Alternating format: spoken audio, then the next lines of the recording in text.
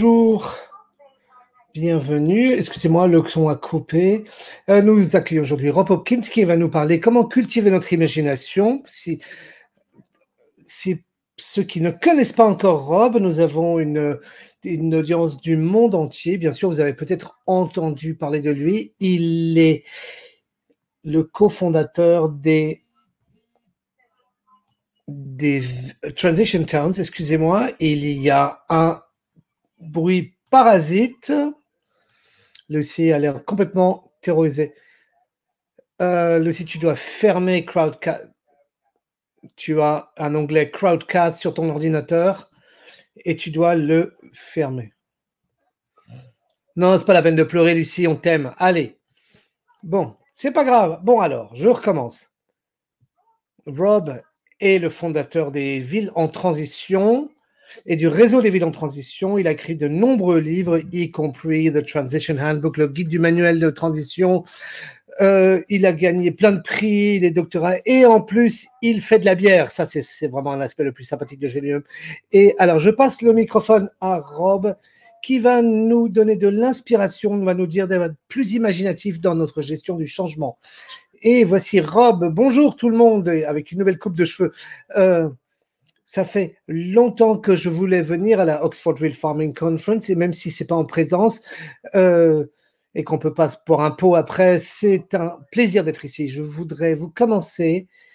Ça va pas être une conférence classique. Je vais vous demander de faire quelque chose vous-même. Vous avez une chatbox où vous pouvez taper des commentaires, des idées. Moi, je vais vous montrer un objet et je vais vous donner 1 minute et demie pour penser autant d'usages alternatifs que possible. C'est pas quelque chose que vous allez breveter demain, juste la chose, autant d'idées que ça vous vient. C'est du tempête sous les crânes, du conventionnel jusqu'au complètement absurde. On va passer 1 minute et demie où vous écrivez des idées dans la chatbox sur qu'est-ce que cet objet pourrait, à quoi cet objet pourrait-il servir. Et voici donc un casque de chantier. Vous avez 1 minute et demie pour écrire tout ce qui vous vient à l'esprit quand vous voyez un casque de chantier. Et en plus, il ne va pas à Rob, il n'a pas réglé le crâne.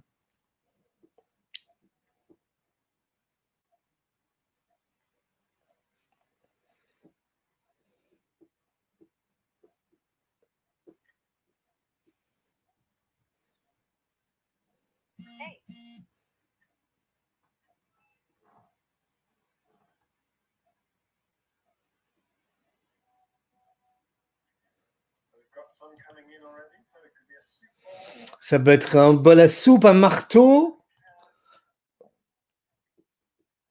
ou un bol pour de l'eau. Ça arrive par WhatsApp, alors...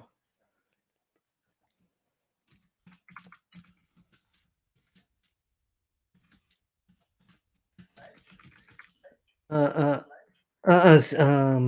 traîneau, un siège pour bébé.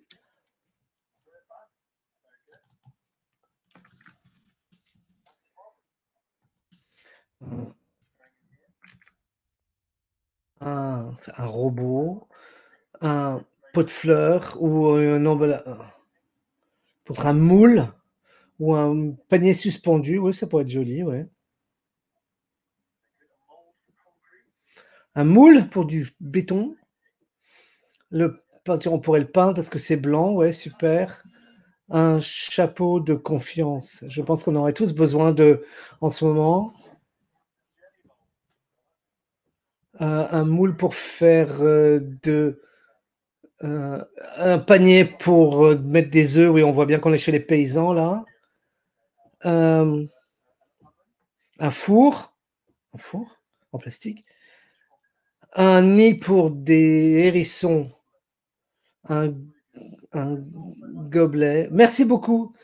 Je sais qu'il y a 20 secondes parce qu'il y a toujours un décalage de 20 secondes, donc il y aura d'autres qui vont arriver. La raison pour laquelle j'ai commencé avec ce projet, parce que c'est un peu un endroit, voilà comment votre imagination est active.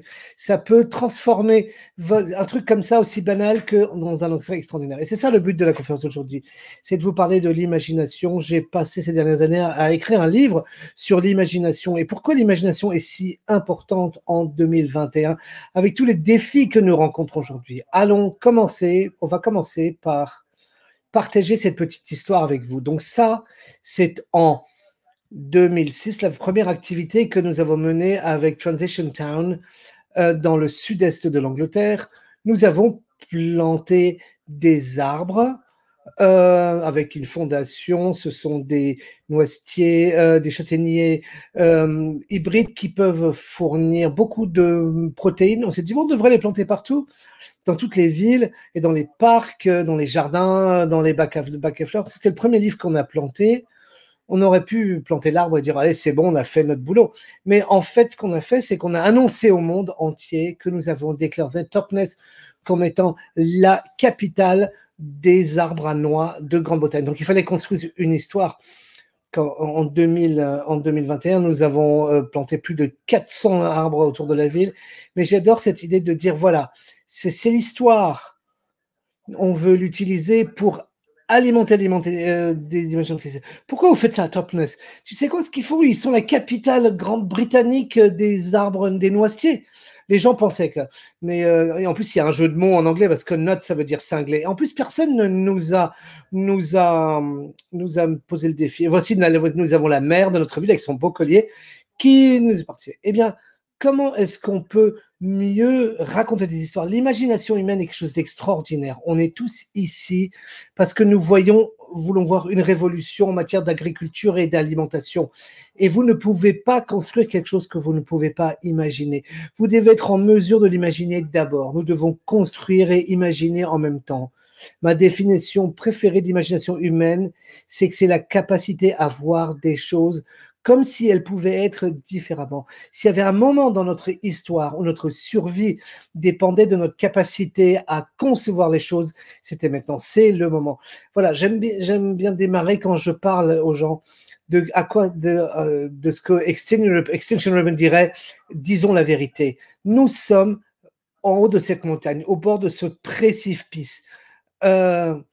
Nos pieds, il y a plus de dette, plus de solitude, plus de plastique, plus de carbone que l'humanité a jamais accumulé. Et pour certaines personnes, tout va très bien, mais pas pour beaucoup de gens. Et une des personnes qui connaît cette montagne bien dit, nous devons descendre de cette montagne très rapidement. Est-ce que vous voyez la tempête qui approche? Pour certaines personnes, ça fonctionne, ça suffit. Mais je me demande si ça doit être une révolution alimentée par des faits, par des documents, eh ben, ça aurait peut-être démarré dans les années 80 et ça aurait été tellement plus facile, mais on est tellement en retard, on n'a rien fait pendant toutes ces années. Je pense que les choses clés que nous devons faire, c'est raconter les histoires à partir du bas de la montagne, dans les vallées qui nous attendent là-bas et les accueils que nous allons avoir, les chaussettes chaudes, la place au coin du feu, quand on va arriver en bas, et ça, c'est le travail, pas des faits, des documents, mais ça devient le travail de l'imagination cultivée, le besoin, l'envie d'arriver là. Et donc moi, ce que je veux faire dans cette présentation, c'est comment est-ce que nous cultivons cette envie d'arriver dans un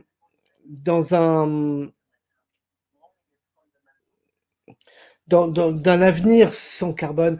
Ursula Le Guin, une des grandes gardiennes, elle l'a très bien dit, elle a dit l'exercice de l'imagination est dangereux pour ceux qui profitent des choses sont actuellement, parce que ça a le pouvoir de de montrer que la manière dont les choses sont aujourd'hui, c'est pas universel, c'est pas permanent, c'est pas universel.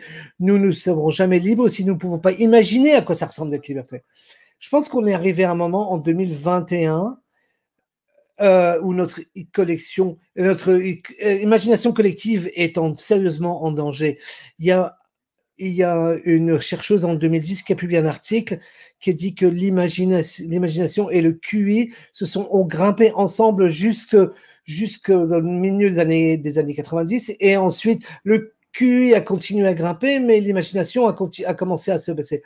Elle a dit que c'est parce que les gens ne jouaient plus assez dans notre culture, dans le manque de temps que nous passons dans la nature, tous les tests incessants à l'école et le temps qu'on passe sur les écrans. Et on peut ajouter à cela, dans cette espèce de PTSD que les gens expérimentent avec le changement climatique et tous ces différents facteurs qui convergent ensemble.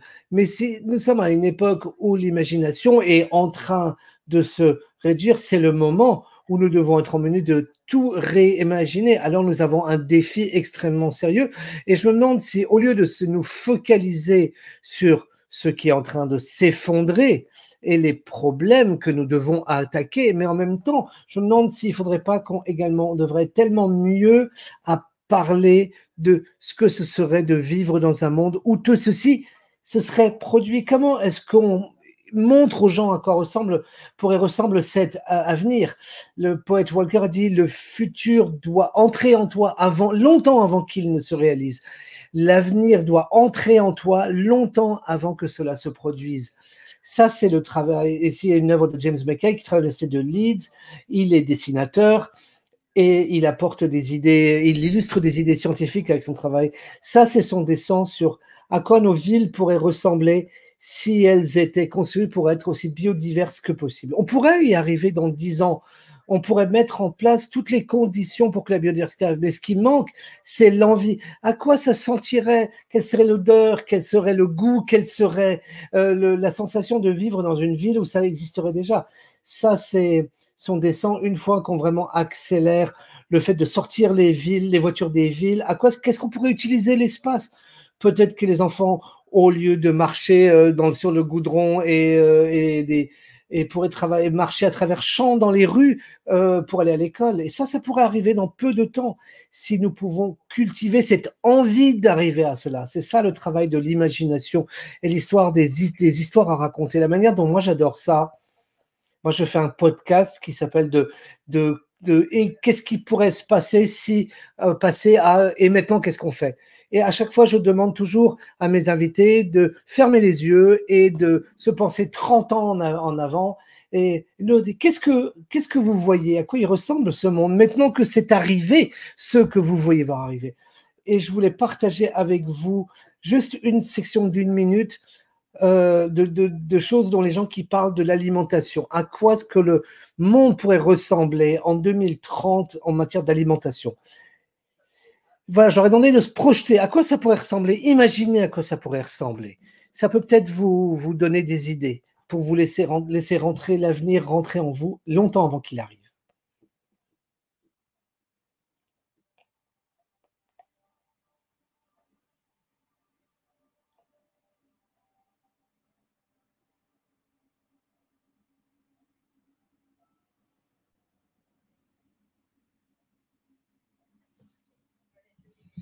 Les gens vont avoir le temps de faire pousser leur alimentation dans leur jardin, parler avec le partager avec leurs voisins, parler avec leurs voisins, moins d'aliments emballés. Les gens sont plus en santé, ça le voit, ils sont dehors, ils sont ensemble, ils font de l'agriculture, ils font de l'horticulture, ils mangent des fruits, des légumes et des herbes qui poussent, énormément de gens qui font de l'horticulture biologique, des jardins communautaires ou de l'agriculture urbaine, plus des micro-entrepreneurs. Le but, c'est les enfants, tous les enfants de la ville, quelles que soient leurs conditions sociales, ont accès à. On peut sentir l'odeur des herbes, de la lavande, et cette explosion de couleurs, de parfums, de gens qui passent. Alors, donc je suppose que la question que moi je poserais, comment est-ce que vous, dans le travail que vous faites autour de l'alimentation et de l'agriculture, comment est-ce que vous pouvez aider à ce que le futur devienne réalité? On le voit, ce qui se passe à Barcelone, où ils ont pris un tiers des rues dans le centre de la ville, ils ont enlevé les voitures et les ont transformées en forêt, en espace de jeu, en espace de loisirs. Et ça, c'est possible quand l'envie est créée. Alors, question, qu'est-ce que Dr. Seuss, l'auteur de livres pour enfants, Edward Lear et Jay-Z ont en commun? Eh bien, la réponse, c'est qu'ils sont tous trois qui se sont développés parce qu'ils étaient limités. Utiliser des choses comme des haïkus, ça c'était des limitations dans leur face. Ça a augmenté leur imagination. Ils se fixaient des limites, ils disaient comment est-ce que je vais essayer de gérer ça là-dedans. Donc la créativité se développe sous la contrainte et meurt quand elle est complètement libre. Le Dr. Seuss a été, par son éditeur, lui a dit écris-moi un livre où il n'y a que 5 mots.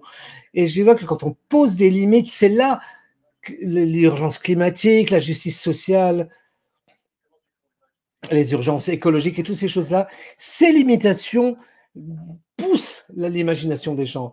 Ça, c'est au milieu, Julie Brown avec le pull vert, elle va parler le 13 à cette conférence. C'est un projet qu'elle a démarré à Hackney à Londres, ça veut dire les communautés d'agriculture urbaine. Ce sont un projet où ils fournissent les cantines, ils ont des projets agricoles, des petits jardins horticoles dans les villes. Une des choses que Julie a créé, j'adore ça, c'est ceci, c'est ce modèle. À quoi ça ressemblerait? Est-ce que Londres pourrait se nourrir elle-même? Elle dit différentes parties pourraient produire différentes quantités. Tu pourrais faire certaines parties d'aliments dans des jardins urbains, interconnectés avec les surfaces périurbaines. Moi, ce que j'adore dans cette idée, c'est les limites qu'on a placées sur nous-mêmes en matière de besoin massif de réduire les émissions carbone de 10% chaque année à partir de maintenant, et de tourner cette limitation en une extraordinaire opportunité. Ça crée un modèle exactement comme l'économie circulaire fait, où notre imagination peut complètement se développer en sortant complètement des modèles existants, en inventant des nouveaux modèles. Souvent, les limitations nous offrent tellement d'opportunités pour que notre imagination sorte de la boîte et dise « Bon, alors qu'est-ce que je fais ?» Et ça, on le voit dans le mouvement des transitions. Ça, c'est Ken Kilburn, de transition. Ils ont planté un jardin alimentaire dans les gares des trains. Ça, c'est le projet d'arrêt de bus édible le long d'une route. À tous les arrêts, les communautés ont fait des jardins qui font pousser des aliments à tous les arrêts. Donc, vous pouvez monter sur le bus, se croquer, prendre une carotte et prendre un chou dans un autre arrêt. À la fin, quand vous rentrez chez vous, vous avez votre dîner du soir. Et donc, ces idées, elles peuvent fleurir quand on reconnaît les opportunités qui existent.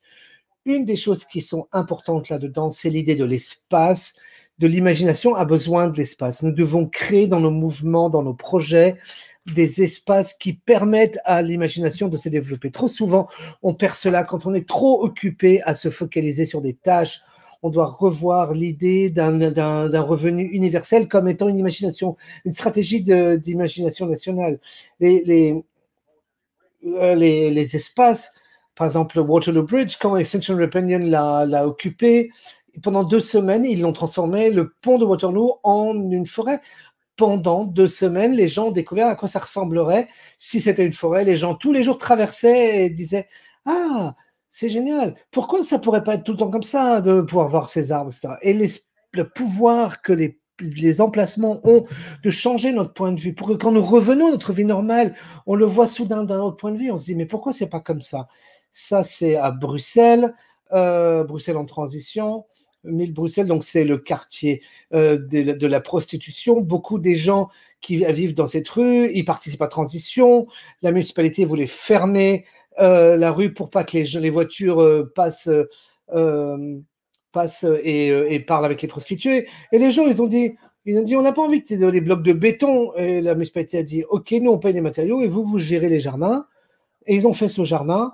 Alors, ce jardin, il ne va pas alimenter la rue, il ne va même pas l'ouvrir une famille. Chaque famille qui veut un jardin obtient un carré potager. Mais ce que ça a fait, c'est que ça a donné aux gens une sensation qu'ils pouvaient changer leur ville s'ils le voulaient. Et c'est devenu d'une rue où personne ne s'arrêterait, où personne n'avait envie de passer. Ça donnerait aussi quelqu'un Alors qu'après, quand les gens commencent à faire leur jardin, les enfants sauvent du jouet, les gens commençaient à papoter, et ça a changé complètement l'histoire de cette rue. Et il y a eu de nombreux projets qui sont émergés de cela, et des gens qui vivaient dans les rues, ils étaient vraiment ambitieux. Mais quand je leur ai demandé, comment est-ce que vous avez décidé de le faire? Ils ont dit, à cause de ce jardin, ça a changé l'histoire de notre rue, ça change notre manière d'imaginer notre futur. Ou encore plus grand, moi, j'ai Prinzessin Garten à Berlin. Ça, c'est des plus grosses attractions touristiques à Berlin. C'est un endroit où vous allez et quand vous rentrez chez vous, tout a l'air différent. Comme les choses ont changé, vous dites, mais pourquoi ça peut pas être comme là-bas? Vous dites, mais pourquoi c'est comme ça chez moi? On pourrait changer les choses. Et ça change profondément. Et je pense qu'on a vraiment besoin de nous connecter à nos histoires. À Londres, Transition Town, Crystal Palace, ils ont démarré un marché aux aliments qui a gagné de nombreux prix à Londres pour le meilleur marché de producteurs. Ça a créé un espace pour nombreuses personnes de démarrer de nouveaux business, de nouveaux moyens de gagner leur vie. Ils ont créé ce qu'ils appellent le Patchwork Farm, la ferme en patchwork, au fur et à mesure des années, avant même ils avaient créé tellement de petites plots horticoles à travers le quartier de Crystal Palace qu'ils ont été en mesure de tous les relier et disaient, on est une ferme. Et il y avait un magasin et quelqu'un tous les matins et choisissait un de ces jardins et le présentait sur le stand. Et j'adore cette idée qu'on commence à considérer nos villes comme étant des fermes patchwork. Alors, il faut reconnaître, quand on parle de l'imagination, on ne part pas tous du même endroit. L'imagination, à un certain degré, c'est une fonction, c'est un privilège. Si vos besoins précis pour la nourriture, la sécurité ne sont pas remplis, ne sont pas satisfaits, alors vous ne pouvez pas imaginer. C'est une partie du cerveau qui s'appelle l'hippocampe. Et l'hippocampe, c'est là que votre imagination et votre mémoire se développent. Mais aussi, c'est la partie du cerveau qui est particulièrement vulnérable à la cortisone, l'anxiété, le stress, le traumatisme. Quand ça se passe, cet hippocampe peut se réduire de 20%. Et quand il se réduit comme ça, nous perdons la capacité à penser à l'avenir de manière positive et avec espoir. Et nous restons coincés dans le passé ou dans le présent négatif. Donc, quand j'ai écrit mon livre, j'ai essayé de trouver quelqu'un ou un endroit qui essayait de développer l'hippocampe chez les gens, où ils essaient de créer une espèce de campus pour l'hippocampe. Et je suis allé à Dundee, cet extraordinaire projet qui s'appelle Art Paint, qui est dirigé par Rosalie Somerton, que vous voyez ici. Il travaille avec des gens qui ont des problèmes de santé mentale, burn-out, stress, traumatisme. Et quand vous venez ici, vous n'êtes pas un patient, vous n'êtes pas un client, vous êtes un artiste qui prépare un travail pour une exposition. Et chaque année, ils font une pré-exposition dans une grande galerie à Londres. Et j'ai parlé tellement de gens là-bas, et c'était extraordinaire, de gens qui avaient plein de tout type d'histoires horribles qui leur étaient parvenues et qui leur étaient arrivées. Et la raison qu'ils avaient amené ici, une femme qui m'avait raconté qu'elle avait passé ses 4 dernières années en pyjama. Il y a 6 mois, elle avait failli se suicider, même si elle avait de merveilleux petits-enfants. Elle a dit, depuis que je viens ici, je peux à nouveau voir l'avenir. Et on peut quasiment voir son hippocampe s'agrandir à nouveau. Et une des choses qu'ils font là-bas, j'ai dit, pourquoi est-ce que ça fonctionne? Elle a dit, parce que ce que nous avons créé, c'est un endroit de sécurité et d'espoir.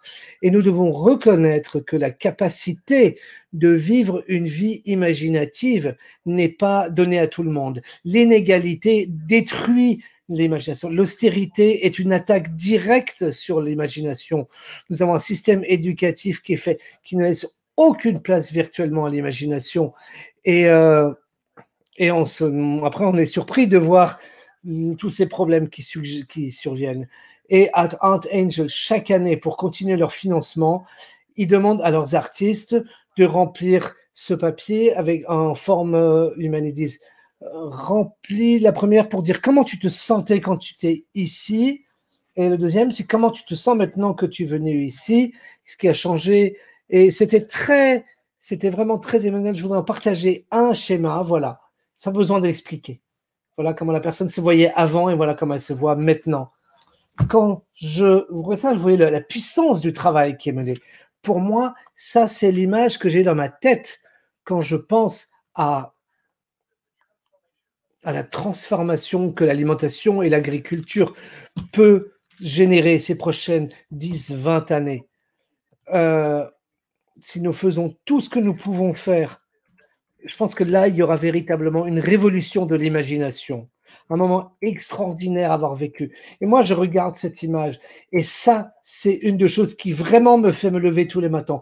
C'est cette sensation que ça pourrait être tellement extraordinaire si on arrivait à le faire. Mais on doit être en mesure de l'imaginer d'abord. L'une des choses dans le mouvement de transition, c'est ce qu'on appelle les plans économiques, c'est ces plans de développement économique pour passer vraiment du plus local, plus durable, la faute de la production alimentaire. Et une des parties qu'on a fait, c'est qu'on a fait ce travail de cartographique avec cette organisation qui s'appelle GeoFeatures à Pince. On a essayé de répondre à la question, est-ce que ce lieu pourrait devenir autosuffisant alimentaire? On a essayé de calculer le taux de sécurité alimentaire qui était possible et comment ça se recoupait avec différents peuplements autour de nous, autour de Pince. Et la réponse était ouais, peut-être, mais il faudrait qu'on ait un régime alimentaire très différent. Mais c'était la question de poser une question au sein de l'imitation. Et ils ont fait la même chose à Norwich. Est-ce que Norwich pourrait se nourrir eux-mêmes? Et il y avait plusieurs choses qui en sont sorties dans le projet.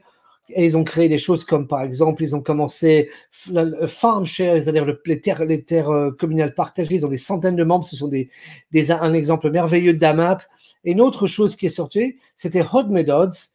Vous connaissez peut-être. C'est une extraordinaire entreprise qui redécouvre et redévelopper des variétés de légumineuses en Grande-Bretagne, des variétés autochtones. Et quand vous posez des limites, vous dites on va faire ça et on peut pas faire n'importe quoi. Et bien là, tout d'un coup, l'imagination se développe et on a une approche neuve. C'est la différence en oui mais et oui et. Je pense qu'on a tellement l'habitude d'avoir des super idées et les gens disent oui mais ah, c'est trop tard, ouais, mais ça va pas marcher, c'est trop cher, on va pas y arriver. Alors de dire oui et alors. Et oui et alors, c'est très énorme la différence. Quand vous regardez le théâtre d'improvisation, en improvisation, on dit oui et quelqu'un fait une suggestion et quelqu'un dit d'accord et mais on pourrait faire ça, et puis oui, on pourrait faire ça, et puis on sauter, et puis faire ceci, et créer une culture où on ne dit pas tout de suite non, mais où on dit d'accord, et alors, qu'est-ce qu'on pourrait faire en plus? Et là, on peut voir qu'avec Hot Meadows, c'est des choses qui émergent de cette approche de oui et mercieux, et oui et ce processus d'imaginatif. Ça, c'est un merveilleux projet qui s'est développé dans le Transition Movement avec Encounters Arts. Nous, on appelle ça Transition Town partout, ou pop-up demain. Vous avez besoin d'un grand espace. Ça, c'est Battersea Arts Center. La dernière fois qu'on l'a fait dans l'ancien, il vous faut entre 100 et 400 personnes. Et vous démarrez en imaginez que vous êtes en 2030 et vous imaginez que tout ce qui aurait pu se passer, s'est passé. C'est le résultat que tout ce qui s'est passé, s'est passé. Et vous rencontrez d'autres gens qui partagent les choses qui vous intéressent sur cet avenir. Et ensuite, ensemble, vous le construisez, vous le créez de manière physique, avec des cartons, avec du scotch, avec des stylos, avec des feutres, et vous le vivez et vous échangez. C'est-à-dire que vous vivez, vous construisez comme si l'avenir doit entrer en vous longtemps avant qu'il entre. Vous jouez à l'avenir et c'est une expérience tellement différente que plus simplement intellectuellement posée. Vous jouez. Là, ces deux jeunes garçons, ils ont participé la dernière fois. Ça a l'air juste des chaises et du carton, mais en ce qui concerne, ils ont construit un système de transport public pour les villes en transition. Ils peuvent tout vous dire sur comment les tickets sont faits, avec quoi c'est fait, quel est le bruit, quel est le carburant. Tout ça, pour eux, c'est une réalité. Ils ont vu la réalité et c'était une manière extrêmement puissante. La première fois qu'on a fait cet exercice, c'était en 2012. Et ça, c'est moi, en 2012.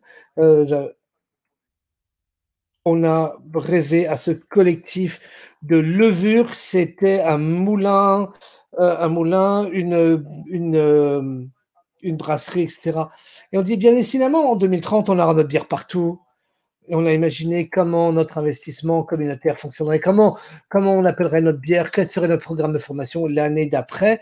Dans ma ville, j'ai fait partie d'un groupe qui a fait partie d'une nouvelle brasserie qui s'appelle Lime Brewery, et on l'a transformée en la première bière 100% coopérative. On a réussi à lever 300 000 livres en en mettant 270 propriétaires, et on a levé ces fonds explicitement pour passer cette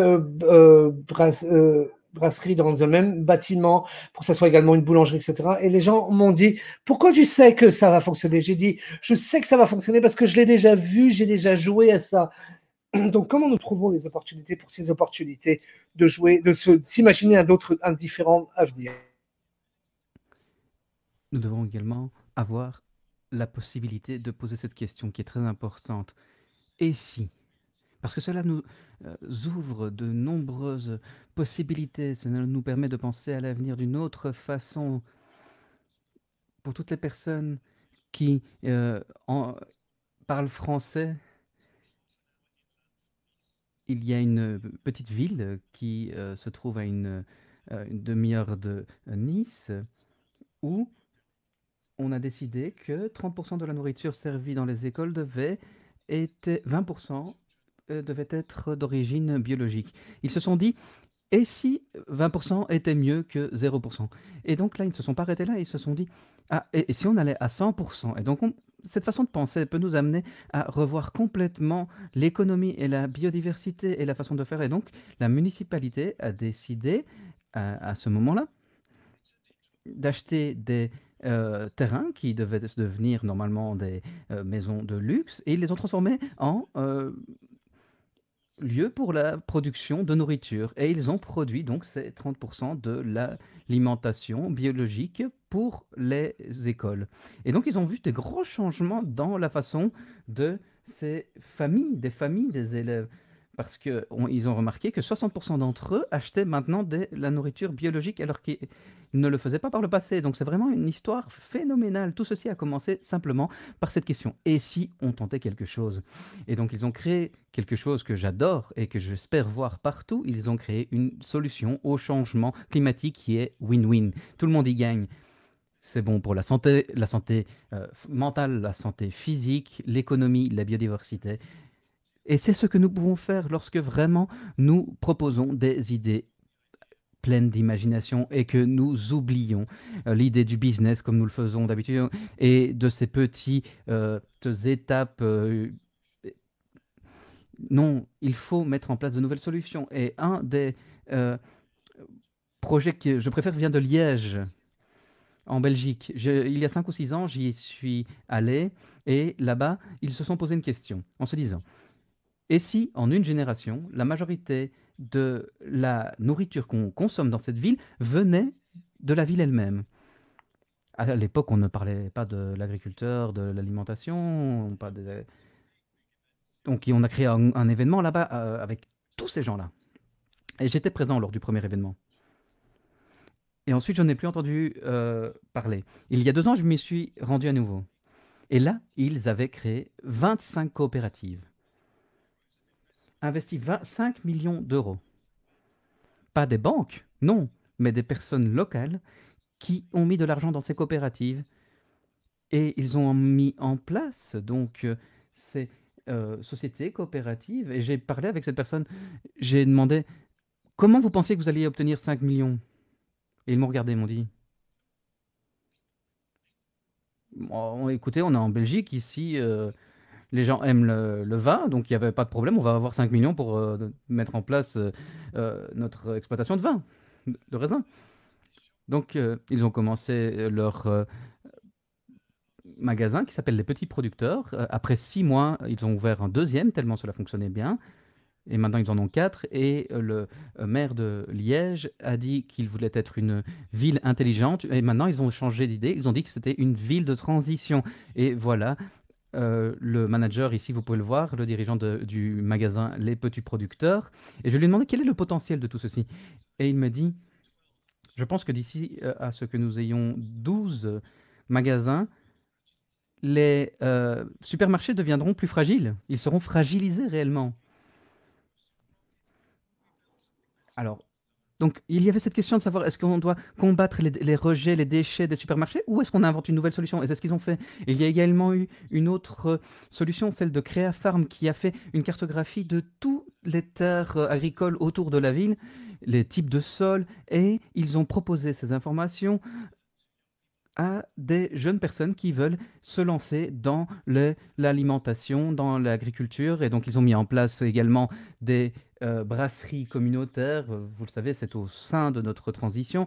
Et ce que vous pouvez voir à Liège, c'est une façon de se réimaginer.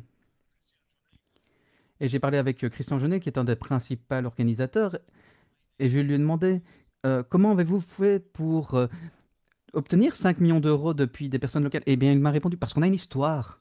Il y a réellement une histoire dont les gens veulent faire partie. Ils veulent faire partie de ce changement. Cette idée, réellement, a suscité leur imagination. Il a changé la façon dont ils pensaient l'avenir et dont ils pensaient qu'on pouvait changer les choses. Et la dernière chose dont je veux vous parler est celle-ci.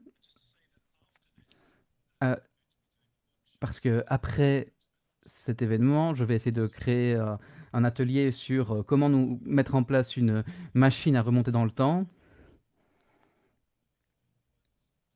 Mais je dois vous dire que les personnes que vous allez attendre dans le prochain atelier sont bien plus intéressantes que moi. Et bon, voilà, c'était la dernière chose que je voulais vous dire. Ceci, ça se passe en Italie. La ville s'est rendue compte que la démocratie était en diminution, que les personnes étaient moins impliquées, il y avait trop d'administration, trop de bureaucratie, trop de formalités. Et donc, ils ont voulu mettre en place un bureau de l'imagination civique. Pas vraiment de... Ils n'ont pas appelé ça un bureau de l'implication civile, non, de l'imagination. Il y en a 6 dans la ville. Et ils mettent en place des exercices d'imagination de l'avenir, de l'environnement. Et l'un d'entre eux a proposé des bonnes idées. Et à ce moment-là, la ville dit, ah, c'est une bonne idée. Comment vous la mettez en place? Et à ce moment-là, on crée un paquet de solutions. Et en 2021, nous nous rendons compte que souvent, lorsqu'on a des consultations du public, les idées sont ignorées après. On les note et puis après, il n'y a rien qui se passe. Donc, lorsque l'imagination est au milieu, lorsqu'on a notre imagination qui est enfermée, vraiment, il faut la mettre en avant. Et à Bologne, c'est ce qu'ils ont fait depuis 5 ans. 500 accords ont été mis en place avec ces bureaux locaux pour organiser, mettre en place des œuvres plus grandes. Comment on organise l'agriculture, l'alimentation, comment nous pouvons créer de nouveaux pactes, obtenir l'imagination, rencontrer les personnes. Et donc ils ont mis en place cette capacité, ce contexte dans lequel l'imagination peut se développer.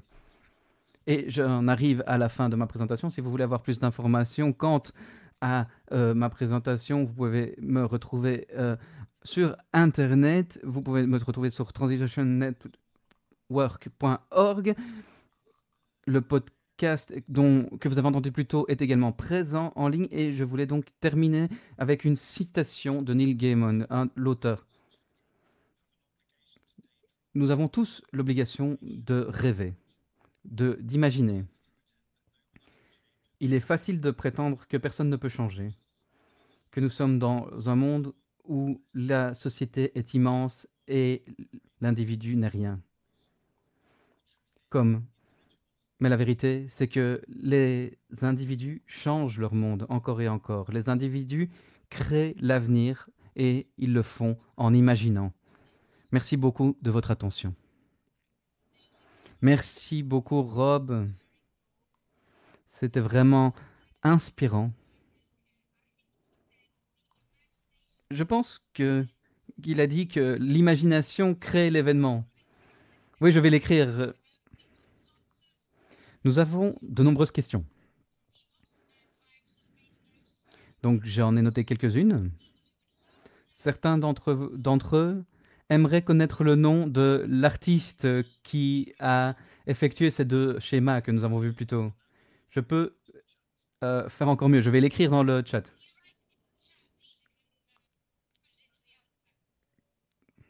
Pourriez-vous l'écrire? Voilà. Vous avez également parlé d'une étude quant à la perte d'imagination. Oui, je vais également écrire dans la boîte de dialogue l'étude, le nom de cette étude, qui s'appelle la crise de la créativité. Si quelqu'un est intéressé sur le site internet robhopkins.net, il y a toutes les recherches que j'ai utilisées et donc vous pourrez lire plus d'informations et écouter plus d'informations à ce sujet. Super, merci beaucoup. Donc il y a beaucoup de questions également et l'une d'entre elles était de savoir quel est le rôle de l'éducation et comment faisons-nous pour que notre gouvernement modifie notre système d'éducation afin d'y laisser plus de place à l'imagination. Oh, j'espère, j'adorerais le savoir. J'ai écrit dans de nombreux livres des chapitres entiers à ce sujet. Donc il faudrait que je relise ce qu'il se dit aujourd'hui sur le changement climatique, parce que je pense qu'il y a cette question du changement climatique et que c'est quelque chose de très urgent. C'est dans ma recherche sur l'état de l'imagination dans notre système d'éducation en 2020 était vraiment terrible. On se rendait compte que les enfants arrêtaient l'école à 4 ans parce qu'ils avaient trop de stress déjà. Ils prenaient des jours de congé parce qu'ils se sentaient mal. Et donc on a fait des études dans le monde pour essayer de rendre l'école plus imaginative. Et certains proposent des écoles qui s'appuierait sur le système qu'on a vu en Italie, dans une petite ville, après le retrait des armées allemandes en 1945. Et cette école s'appuyait sur une idée fondamentale. Un système qui permette d'éviter le fascisme. Et donc, il ne fonctionnait pas par sujet, mais par projet. Et donc, c'était des ateliers permanents. Vous veniez, vous pouviez peindre, faire ce que vous vouliez. Il y avait un bel environnement également. Et ce qui m'a le plus étonné, intéressé, avec tout ce que nous avons vu cette semaine d'ailleurs aux États-Unis, au Royaume-Uni, c'est qu'on a créé tout à fait l'inverse de ce qu'ils avaient fait. Ce que nous voyons aujourd'hui ne devrait pas être une surprise. Depuis les années 80, on vous dit que l'imagination est un point majeur, primordial, et nous l'avons perdu.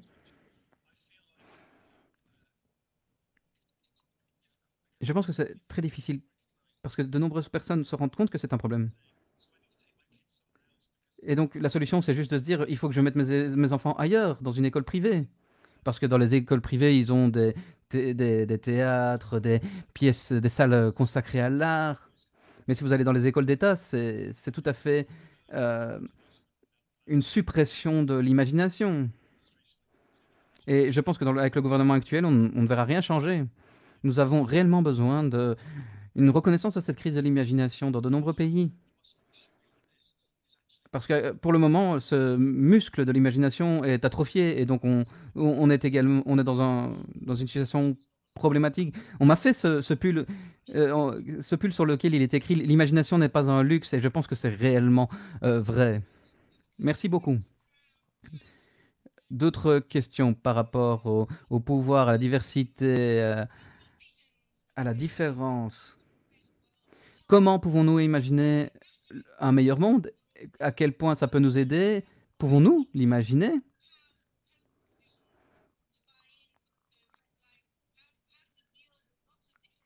Et comment faisons-nous en fait pour intégrer toutes ces visions différentes, de différents groupes, de différentes personnes, de cette diversité? Il y a un exercice que je réalise que j'effectuais lorsque je parlais devant des écoles, et ça fait bien longtemps. Et c'était un exercice que je réalisais. Et c'est celui que je mènerai durant l'atelier, donc vous pourrez le voir pour ceux qui viendront. Et en fait, c'est un exercice dans lequel nous nous imaginons en 2030. Et on se dit, voilà, qu'est-ce qui aurait pu être fait? Qu'est-ce que nous pouvons y faire? On essaye de l'imaginer, et je l'ai fait avec 1000 personnes parfois en Belgique. Et lorsque l'on crée cet espace, on se rend compte que les gens ont des idées communes. Parce que quand on commence à en parler ensemble, toutes les dystopies, toutes les différences arrivent. Mais quand on pense aux choses dans l'avenir, et je l'ai déjà fait avec tellement de groupes différents, et à chaque fois, les gens me donnaient les mêmes réponses. Parce que quand on pense à court terme, on pense à notre euh, plaisir, à- immédiat. Mais quand on pense à l'avenir, les, dans l'avenir, les gens, ils, ils veulent des meilleures communautés, ils veulent avoir plus de temps. Et tout le monde dit, ah, c'est génial. Et ils ne pensent plus à cette question de se dire, oh, super, j'ai un grand IKEA qui vient d'ouvrir près de chez moi. Et donc, il faut simplement créer les conditions pour cette discussion. Et quand on le fait, on se rend compte qu'il y a beaucoup de choses en commun. Donc, j'encourage tout le monde à le faire. Bien sûr, il y aura toujours des choses différentes. Mais une fois qu'on commence, plutôt que de rester seul dans notre organisation en ayant un agenda spécifique, il faut essayer plutôt de se regrouper et essayer d'envisager les choses de cette manière. De cette manière, on trouve vraiment un terrain d'entente. Et dans ce livre, j'essaye de décrire la vie dans ce monde. Et beaucoup de personnes m'ont dit, nous avons commencé notre conférence en parlant, etc. Et donc, je pense qu'il est important de devenir meilleur à raconter les histoires. Et, par exemple, le gouvernement suédois a créé un emploi de euh, raconteur d'histoire en chef, où l'objectif est de raconter comment serait la vie après l'utilisation du CO2. Et donc, je pense que nous avons tous besoin de personnes qui racontent ces histoires. Merci. Quand on parle de la propriété, des structures de pouvoir, de l'importance de l'éducation, comment pouvons-nous transformer ces projets en quelque chose de concret lorsque nous ne sommes pas soutenus par le pouvoir et par les structures de pouvoir?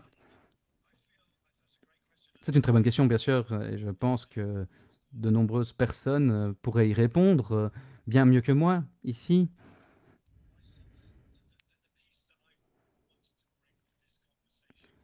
Ce dont je voulais vous parler avec cette conversation, c'est que nous devons tout d'abord créer cette envie. Il nous faut une transition culturelle. Plutôt que de se dire qu'on va simplement obtenir l'accord de tous en les menaçant ou en leur proposant une vision horrible de l'avenir. Non, quand on parle du changement climatique, il faut également leur expliquer à quel point ça pourrait être extraordinaire d'obtenir ce changement. Nous avons besoin d'une révolution agricole, alimentaire, et tout ceci doit inclure les poètes, les artistes, les producteurs, les séries télévisées, les différentes euh, représentations qui s'appuient, changer la culture, parce que cela nous décrit ce qu'est la normale. Et je ne vous dis pas que c'est facile, bien sûr, c'est pas du tout ce que je suis en train de dire. Je travaille dans ce domaine depuis 15 à 20 ans, et donc je me rends bien compte des défis et des difficultés. Cependant, je pense vraiment, j'ai l'impression, j'ai le ressenti, que si nous reconnaissons que si les personnes n'ont pas un régime alimentaire adéquat, alors ils seront en mauvaise santé. Que si l'éducation n'est pas bonne, n'atteint pas notre potentiel. Donc en ayant ces idées-là en place, on peut se rendre compte également que l'imagination est en train de se réduire encore et encore. Et il faut la remettre au devant de la scène. Parce qu'on ne peut rien créer, on ne peut rien construire qu'on ne peut pas imaginer. Donc on doit réimaginer nos capacités dans nos organisations, dans nos mouvements, dans nos projets, dans la façon dont nous racontons les histoires, dans la façon dont nous parlons de nos projets. Et de cette manière, nous pouvons créer une envie, et je pense que nous pourrons dépasser de cette manière les obstacles. Une question était de savoir comment faire rentrer l'alimentation locale dans les villes. Et j'étais à Bruxelles et vous disiez qu'il y avait des potagers dans tous les coins de rue. Mais alors cette question est, comment faisons-nous rentrer l'alimentation au sein des villes? Alors, Julie Bran, le 13, vous parlera, prendra la parole, et c'est ce que nous faisons. Lorsque je suis allé à Liège et que j'ai vu cette ville, c'est exactement ce qu'ils font. Ils utilisent de la nourriture afin de réimaginer les écoles, les hôpitaux, la façon dont sont faites les politiques. Et vous pouvez voir vraiment que c'est une ville qui réimagine ses relations avec la terre.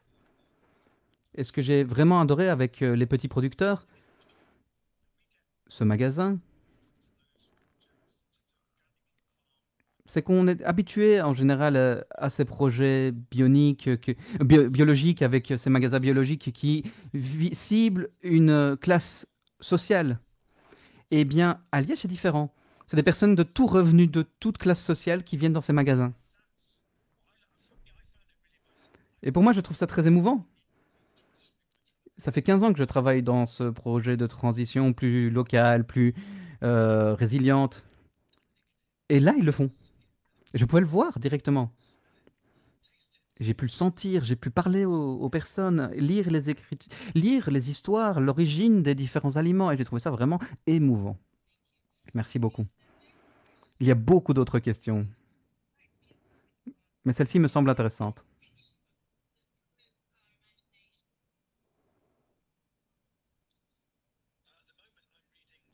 Avez-vous lu des livres sur l'imagination? Pour le moment, je lis Le Ministère pour l'avenir de King Starley Robinson sur l'urgence climatique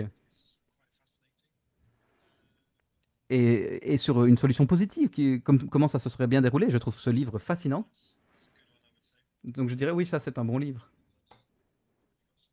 Et je suis en train de regarder si j'ai pas d'autres livres, je n'en ai pas beaucoup ici. Et les gens me disent toujours, où sont les films qui racontent cette histoire, qui nous parlent de la transition?